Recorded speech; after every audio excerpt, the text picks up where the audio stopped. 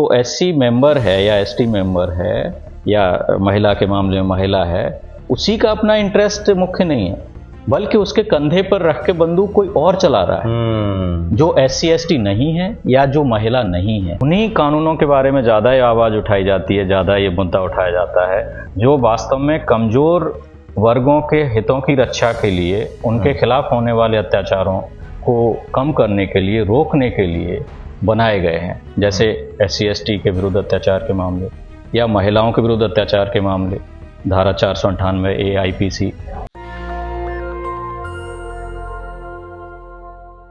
नमस्कार, मैं शंभू कुमार सिंह और आप देख रहे हैं नेशनल दस्तक। मेरे साथ खास मेहमान हैं, एडीजी हैं बीकर सेक्शन, और इस देश में सबसे ज़्यादा एनसीआरबी के आंकड़े हैं कि जाति के आधार पर हिंसा होती है, जाति के आधार पर हत्याएं होती है, जाति के आधार पर रेप होते हैं।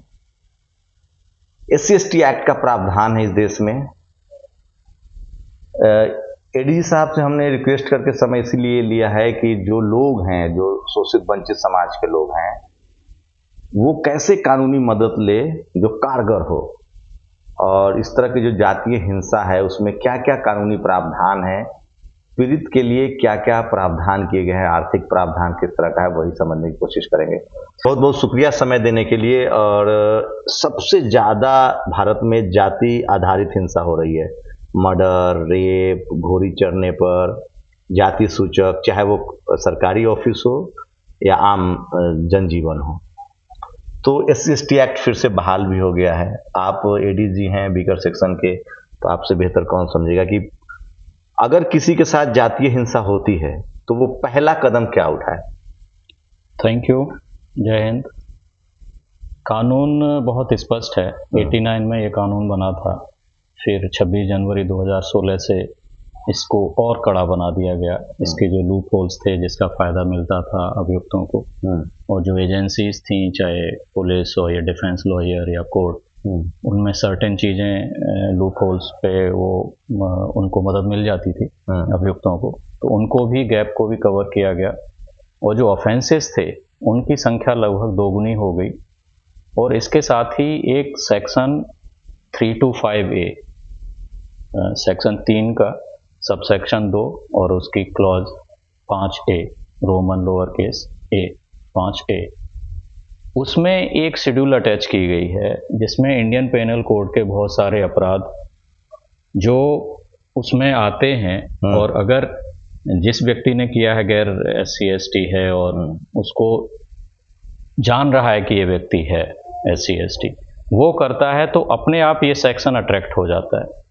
भले ही कोई और सेक्शन नहीं भी लागू हो, कोई और सेक्शन, सब सेक्शन, कोई धारा उपधारा नहीं भी लागू हो, लेकिन 325A यानी 325A ये पूरा उसका हुआ सेक्शन, धारा उपधारा और उसकी भी क्लॉज, ये बहुत ही महत्वपूर्ण है। इसके बारे में ज़्यादा लोगों को, अभी बहुत सारे लोग इससे अनभिज्ञ हैं, इसलिए इसका प्रभाव के बारे में कई बार पुलिस अफसर को भी जानकारी नहीं है, और मैंने देखा है वकीलों में भी कई बार इसका जानकारी का अभाव देखा गया है। तो इसका प्रचार प्रसार होना जरूरी है। इसमें जो असंज्ञेय अपराध भी थे कई, जैसे सिंपल हर्ट, धारा 323 आईपीसी में आती है वो, या फिर आपराधिक धमकी, क्रिमिनल इंटिमिडेशन। उसमें जरूरी नहीं है कि उसमें कास्ट का नाम लेके गाली दी गई हो या कुछ भी नहीं, कोई गाली दिए बिना भी आपराधिक धमकी अगर किसी को दे दी जाती है एससी एसटी को, तो वो भी धारा 506 आईपीसी का क्राइम है, और वो इस शेड्यूल में है। तो धारा 325A इस एक्ट का आकर्षित हो जाएगी। तो अब इसका प्रभाव बहुत व्यापक हो गया है। जैसे अगर पहले जितने मामले अगर इसमें आ सकते थे, जिस तरह के अपराध इस दायरे में आ सकते थे इस अधिनियम के में, वो दायरा कई गुना, निश्चित रूप से कई गुना बढ़ गया है। न सिर्फ 2 गुना, बल्कि 325A की मदद से ये कई गुना बढ़ गया है। तो ये हमें जानना होगा, जो भी पीड़ित पक्ष हैं वो जानें इस चीज़ को, और तुरंत जो भी फोरम हो सकते हैं उनसे संपर्क करें। पुलिस, सबसे पहले पुलिस की जवाबदेही है, पब्लिक सर्वेंट हैं हम लोग। इस एक्ट की धारा 4 में भी प्रावधान कर दिए गए हैं कि अगर हम ड्यूटी की उपेक्षा करते हैं, अपने कर्तव्यों की उपेक्षा करते हैं, तो हमारे खिलाफ भी अभियोजन चलाया जा सकता है। धारा 4 ये कहती है। धारा 4 सिर्फ ऐसे पब्लिक सर्वेंट को जो खुद SC या ST नहीं है। लेकिन इसका अर्थ ये नहीं है कि जो SC ST पब्लिक सर्वेंट हैं वो अपनी ड्यूटी से भाग सकते हैं कि भाई उनके लिए भी और लोगों के लिए भी और उनके लिए भी जो कास्ट न्यूट्रल जो प्रावधान है इंडियन पिनल कोड में, धारा 166, धारा 166A, धारा 217 भारतीय दंड विधान IPC, तो वो सब पे लागू होते हैं। इनमें धारा 166A को तो संज्ञेय बना दिया गया था, नई धारा जुड़ी है क्रिमिनल लॉ अमेंडमेंट एक्ट 2013 से। तो पब्लिक सर्वेंट जवाबदेह हैं, वो FIR नहीं करेगा तो वैसे लोगों के खिलाफ कार्रवाई की जा सकती है कानून में। जागरूकता नहीं है, इसलिए लोग डर सहम के ये रह जाते हैं। डरना और सहमना नहीं है, उनको उस बात को ले जाना है, कानून आपके साथ है। जैसे किसी के साथ हिंसा हुई और वो सीधे पुलिस थाने पहुंचता है, तो ये कहे कि क्या ये नॉन अवेलेबल वारंट ये है मतलब धाराएं हैं SC ST एक्ट जिसमें आरोपी की गिरफ्तारी सुनिश्चित होती है? बिल्कुल बिल्कुल। अगर SC ST एक्ट में FIR दर्ज होता है तो आरोपी की गिरफ्तारी होगी? बिल्कुल बिल्कुल। यहाँ हमारे यहाँ बिहार में कुछ कंफ्यूजन था। गैर जमानती धारा है। हाँ, गैर जमानती है, लेकिन गैर जमानती में भी 7 साल तक की सजा, 7 साल या इससे नीचे की सजा वाले में सेक्शन 41 दंड प्रक्रिया संहिता का हिसाब से गिरफ्तारी करने से पहले 5 में से कोई कारण होते हैं वो दर्शाए जाने होते हैं। लेकिन मेरी समझ से इस मामले में, इस अधिनियम के मामले में उसकी भी ज़रूरत नहीं है। अगर एक बार आप समझ रहे हैं कि केस ट्रू है, संबंधित एक्यूज के खिलाफ ट्रू है, तो उनकी अरेस्टिंग कीजिए। तो यही स्टैंड मैंने लिया और मैंने अपने यहाँ ये सर्कुलर जारी करवाया और अब उसका पालन हम लोग कर रहे हैं। अगर कहीं उसका डेविएशन कहीं, तो बहुत दिन से नहीं ऐसा आया है कि अब हमारे यहाँ इस तरह का कि ट्रू है कि उसकी गिरफ्तारी नहीं पुलिस कर रही है, ऐसा कई महीनों से तो मेरे पास जानकारी नहीं। उससे पहले कुछ इस तरह की आई थी तो उनके खिलाफ भी कार्रवाई इन्वेस्टिगेशन के बाद FIR दर्ज करेगी या अगर कंप्लेनर आता है, पीड़ित आता है तो उसी समय FIR दर्ज करना है? तुरंत पीड़ित कंप्लेनेंट जैसे ही आता है FIR दर्ज करनी है। और यही नहीं, उसके बाद भी कंप्लेनेंट या उसके पक्ष के, पीड़ित के पक्ष के गवाहों को या किसी और को डराया धमकाया जाता है तो भी कानून में साफ प्रावधान कर दिया गया है धारा 15A में कि वैसी स्थिति में भी राज्य को, पुलिस को नई FIR भी तुरंत दर्ज करनी होगी।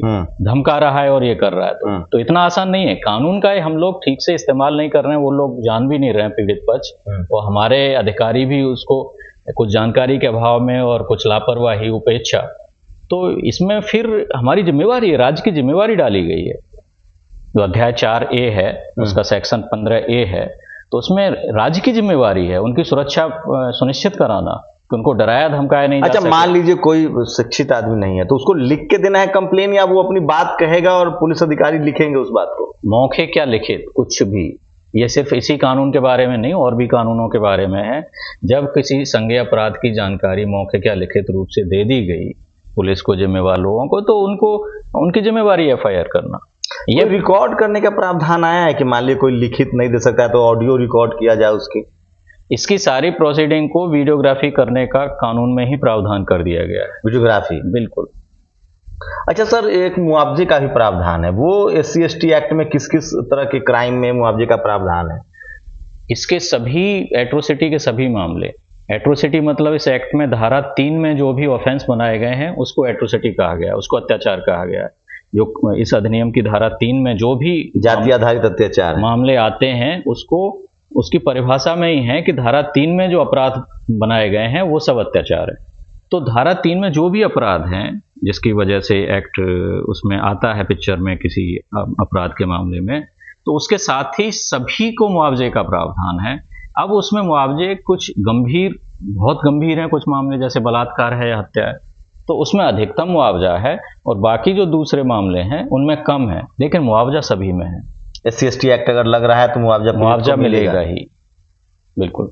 अच्छा, एक जो अमूमन मुझे जो सबसे ज्यादा शिकायतें मिल रही है, जैसे संपत्ति, जैसे उनकी जमीन पर कब्जा हो, घर पर कब्जा हो, वो भी SC ST एक्ट के दायरे में आता है? बिल्कुल। अगर कोई शेड्यूल ट्राइब है पीड़ित? बिल्कुल शंभू जी, धारा 31F और धारा 31G ये खास तौर पर इसी के लिए हैं कि किन्हीं के जो अधिकार हैं संपत्ति पर या दूसरे राइट्स जंगल पर या तालाब पर या दूसरी किसी पे जो उनके राइट्स हैं उनको वायलेट करता है, रॉन्गफुली डिस्पोजेस करते हैं, अगर उनके पक्ष में कोई अलॉटमेंट हो गया है, कोई पर्चा या कोई नोटिफिकेशन भी हो गया है, फिर भी वो करते हैं, या गलत तरीके से अपना लैंड ट्रांसफर करा लेते हैं, वो बेदखल करते हैं गलत तरीके से, तो सारा ये कानून के दायरे। अच्छा, क्या पुलिस लीगल उनको सपोर्ट भी मुहैया कराती है कोर्ट में?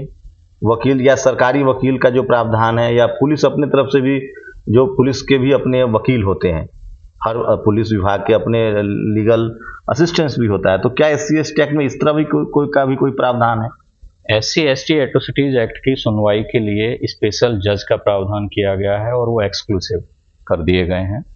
तो वो बहुत सीनियर जज होते हैं, ADJ सेशन, एडिशनल सेशन जज रैंक के, ADJ रैंक के वो जज उसमें रहते हैं, स्पेशली इन्हीं केसों की सुनवाई करते हैं। और इसमें सरकार की तरफ से, अभियोजन की तरफ से पैरवी करने के लिए विशेष लोक अभियोजक होते हैं, स्पेशल PP होते हैं इसके लिए। और जो लोग हैं पब्लिक प्रोसिक्यूटर, हाँ, स्पेशल पब्लिक प्रोसिक्यूटर, विशेष लोक अभियोजक हिंदी में कहते हैं, तो ये तैनात हैं सभी राज्यों में, सभी सरकारों में, और सभी स्पेशल कोर्ट के साथ SC/ST एट्रोसिटीज एक्ट की सुनवाई के लिए। और फिर जो ज़रूरतमंद हैं लीगल एड के लिए, तो पहले से ही एक व्यवस्था है, और दूसरी तरह के मामलों में भी लीगल एड के लिए, और वो इन पे भी लागू है। वो स्टेट लीगल सर्विसेज अथॉरिटी होती है, उसके तत्वावधान में काम करती है, और डिस्ट्रिक्ट लेवल पे डिस्ट्रिक्ट लीगल सर्विसेज अथॉरिटी होती है, जिसमें डिस्ट्रिक्ट जज साहब उसके चेयरपर्सन होते हैं, और DM उसके मेंबर होते हैं, और भी कुछ मेंबर होते हैं। तो वो लीगल एड भी मुहैया कराती है वो समिति, और वही मुआवजे के लिए भी जो मामले आते हैं उनकी मॉनिटरिंग भी ये समिति देखती है जी। अच्छा सर, एक सवाल है मेरे मन में हमेशा से रहता है, क्या जो सरकारी कर्मचारी अधिकारी हैं उनके साथ अगर किस तरह का भेदभाव होता है, चाहे वो प्रमोशन को लेकर हो या ऑफिस में जातिगत टीका टिप्पणी हो, उनके साथ अपमानजनक शब्दों का इस्तेमाल किया, तो क्या वो भी कानून की मदद ले सकते हैं अगर वो सीधे क्राइम नहीं है तो भी?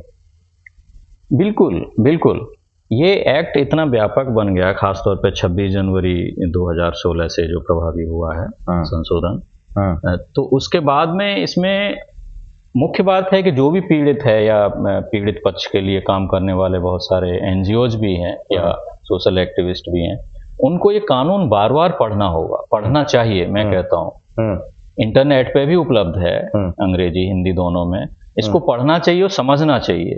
तो जो भी पीड़ित हैं, मान ली सरकारी, जिनकी आपने बात कही, सरकारी कर्मी हैं या अधिकारी हैं, तो वो महसूस करते हैं, पढ़े लिखे लोग हैं, एक बार कानून अच्छे से पढ़ें, वो बार बार पढ़ें, तो उनको स्पष्ट हो जाएगा कि उनके साथ जो हो रहा है वो कानूनी तौर पर उसमें इस एक्ट के अंतर्गत प्रोसिक्यूट करने के लिए एविडेंस है स्पष्ट या नहीं है तो फिर उनको आगे जाना चाहिए।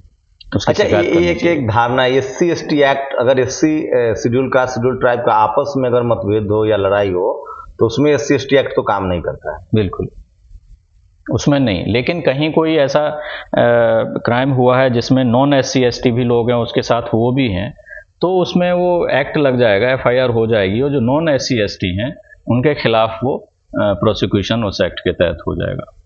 एक सवाल और है सर कि लोग सवाल उठाते हैं कि इसका दुरुपयोग बहुत हो रहा है। एक दूसरा पक्ष है जो कहते हैं कि लोग SC/ST एक्ट का दुरुपयोग होता है, इसको लेकर आपकी क्या राय है? मेरी राय इसमें बहुत स्पष्ट है। ये जो दुरुपयोग वाली बात, ये आश्चर्यजनक बिल्कुल नहीं है कि उन्हीं कानूनों के बारे में ज़्यादा ये आवाज़ उठाई जाती है, ज़्यादा ये मुद्दा उठाया जाता है जो वास्तव में कमज़ोर वर्गों के हितों की रक्षा के लिए, उनके खिलाफ होने वाले अत्याचारों को कम करने के लिए, रोकने के लिए बनाए गए हैं। जैसे SC/ST के विरुद्ध अत्याचार के मामले या महिलाओं के विरुद्ध अत्याचार के मामले, धारा 498A IPC, दहेज प्रतिषेध अधिनियम वगैरह वगैरह, तो या पॉक्सो, बच्चों के सेक्सुअल हरेसमेंट को काबू करने के लिए, उसे रोकने के लिए। तो इन्हीं पे ज़्यादा चर्चा होती है कि इनका मिसयूज होता है। इसके दो कारण हैं। एक तो ये कि ये जो कानूनी प्रावधान किए गए हैं सामान्य से ज़्यादा कड़े बनाए गए हैं जानबूझकर, क्योंकि पहले से जो सामान्य IPC में व्यवस्थाएं हैं उनका ये देखा गया, विधि निर्माताओं ने देखा कि उनका अपेक्षित प्रभाव नहीं हो पाया, इसलिए स्पेशल प्रोविजन किए गए। तो इनको दूसरों की तुलना में, दूसरे सामान्य प्रावधानों की तुलना में अतिरिक्त रूप से कड़ा बनाया गया, तो लोगों में एक संदेश जाता है। दूसरा इसका कारण है कि बाकी के मिसयूज की बात उतनी नहीं लोग उठाते हैं, बाकी चीजों के मिसयूज की, इन चीजों के मिसयूज की उठाते हैं। इसके पीछे एक पूर्वाग्रह, एक जातिवादी मानसिकता है, एक प्रेजुडिस, एक बायसनेस बिल्कुल वो भी काम करती है।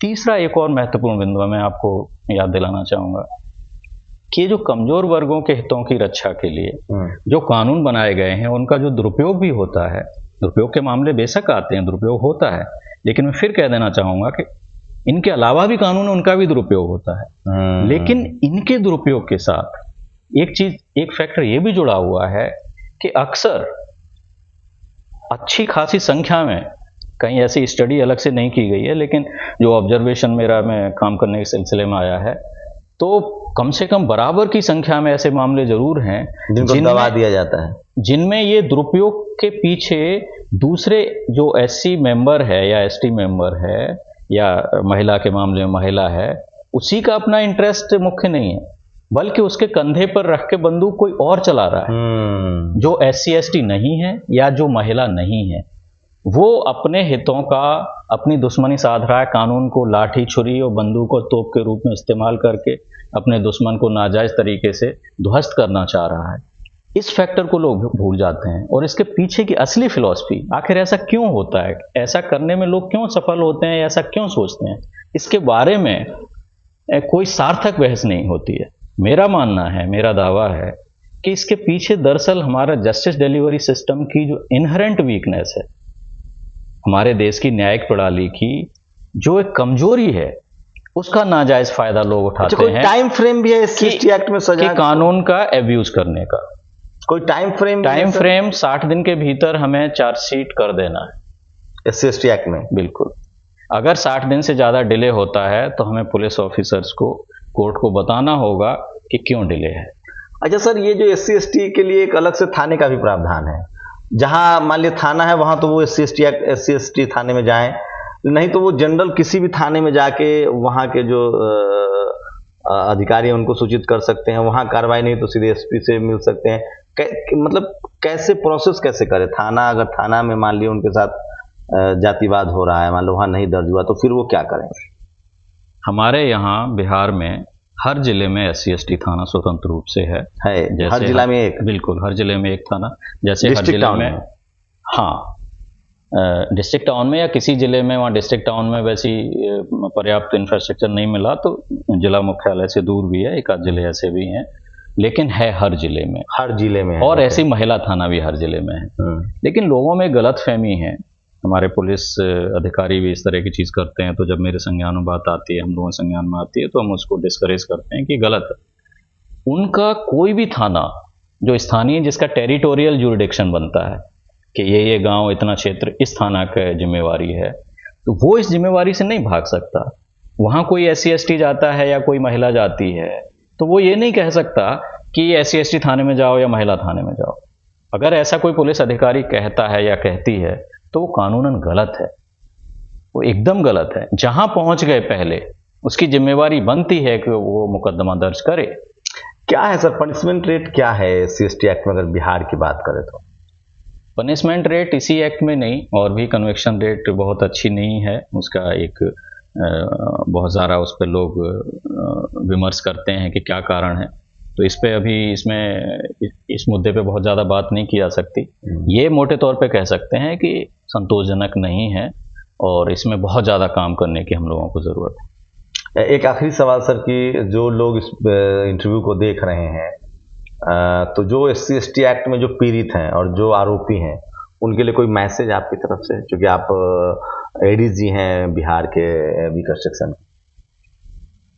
पीड़ित लोगों के लिए मेरा मैसेज ये है कि कानून बहुत अच्छा बना है, उसका सदुपयोग करने के लिए प्रस्तुत रहिए, हिम्मत रखिए, साहस रखिए, पुलिस के पास जाइए, कोर्ट में जाइए, जो भी लोग हैं आपके इसके लिए काम कर रहे हैं, कुछ और सामाजिक कार्यकर्ता, उनके पास भी जाइए और अपने न्याय की लड़ाई के लिए कमर कस लीजिए, लड़िए। लेकिन साथ ही किसी को इजाज़त मत दीजिए कि इस कानून को बंदूक की तरह, चाकू की तरह, गोली की तरह इस्तेमाल करे, झूठा आपके माध्यम से आरोप दूसरे पे लगा के ये करें, या फिर आप इसका दुरुपयोग करें। वो मामला सही नहीं है फिर भी आप दुरुपयोग करें, ये बहुत ख़राब बात है, ऐसा नहीं करना है। और दूसरे को भी, आप गरीब हैं, कमज़ोर हैं, दूसरा आपको बहला फुसला के किसी और को आपके माध्यम से, इस कानून के माध्यम से शिकार बनाना चाहता है, तो वो न बने। ये चीज़ मुझे पीड़ित पक्ष को कहना है जो मुकदमे करते हैं। और दूसरा, जो लोग अत्याचारी पक्ष के हैं उनके लिए तो कुछ कहना नहीं, कहने का ज़्यादा अर्थ नहीं है, लेकिन उनको ये कहा जा सकता है कि साहब ये कानून बहुत कड़ा बना है, और अगर इसमें ठीक से संबंधित जो स्टेक होल्डर्स हैं वो काम करना शुरू कर देंगे या करेंगे तो आपका बचना मुश्किल है, आपके लिए कठिनाई है। इसलिए इस तरह की मानसिकता से, अत्याचारी मानसिकता से दूर रहिए और भाईचारा और समानता, बराबरी, बंधुत्व वाली भावना विकसित कीजिए। ये जातिवाद वाली ऊंच नीच की भावना से दूर हो जाइए, इसको छोड़ दीजिए। सोचिए, भारत में सबसे बड़ा क्राइम जातीय क्राइम है। जाति के नाम पर हिंसा होती है, सबसे ज़्यादा हत्याएं हैं, सबसे ज़्यादा रेप है, लेकिन इस पर बात नहीं होती है। सोचिए, SC/ST एक्ट का प्रावधान है, सबसे कड़ा कानून है। मुझे लगता है इस देश को तभी आप बेहतर देश बना सकते हैं, इस मुल्क को तभी बेहतर मुल्क बना सकते हैं जब जाति आधारित और धर्म आधारित हिंसा यहाँ खत्म हो। शुक्रिया सर, अपना कीमती समय हमें देने के लिए। तो ये थे बिहार के ADG अनिल किशोर यादव, माफ़ कीजिएगा, ADG हैं बीकर सेक्शन के, और बिहार में इनकी अपनी एक साफ सुथरी छवि है, और इनकी कोशिश है कि कानून का जो इकबाल है, जो सम्मान है, वो लोगों में बना रहे। और ख़ासकर जो शोषित वंचित समाज के लोग हैं, जो बीकर सेक्शन के लोग हैं, ADG साहब की कोशिश होती है कि उनको ट्रांसपेरेंट जो है वो उनको न्याय मिले। आप लोग को पूरी बातचीत कैसी लगी? मुझे लगातार रिक्वेस्ट आ रहे थे कि SC/ST एक्ट पर एक जो संबंधित अधिकारी हो उनसे बातचीत की जाए। तो ये थे लीगल पूरा एस्पेक्ट जो SC/ST एक्ट का है। आप लोग अपनी प्रतिक्रिया जरूर दीजिए। शंभू कुमार सिंह, नेशनल दस्तक, पटना। नेशनल दस्तक की आपसे गुजारिश है कि अगर इसको बचाना चाहते हैं तो नेशनल दस्तक को सब्सक्राइब करने के लिए रेड कलर के सब्सक्राइब बटन को दबाएं, फिर बेल आइकन की घंटी दबाएं। नेशनल दस्तक को बचाने के लिए बहुत जरूरी है कि हर खबर को शेयर करें, लाइक करें, कमेंट जरूर करें।